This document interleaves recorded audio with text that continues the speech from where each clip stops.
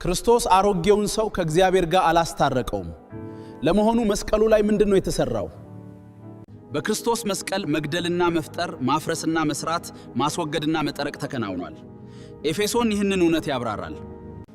በመጀመሪያው አዳም ምክንያት ሰውን ከእግዚአብሔር ጋር ብቻ ሳይሆን እርስ በእርስ ያለን ግንኙነት ተበላሽቷል። በዚህም አይሁድና አሕዛብ በሚል ተከፍለን ቆይተናል። አይሁድ የተገረዙ ልጅነትና ኪዳን፣ የሕግ መሰጠትና የክርስቶስ ተስፋ ወራሾች ነበሩ። አሕዛብ የተገረዙ በተባሉት ያልተገረዙ፣ ከእስራኤል የራቁ፣ ለተስፋው ቃል ባዕዳን የሆኑ ያለ ክርስቶስ የነበሩ ናቸው። ኢየሱስ በመስቀል ላይ በሥጋው በኩል የመጀመሪያው የማስታረቅ አገልግሎቱ የሆነው በአይሁድና በአሕዛብ መካከል ያለውን የጥል ግድግዳ ማፍረስ ነው።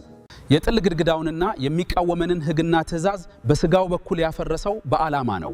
ዓላማውም አንድ አዲስ ሰው መፍጠር ነው።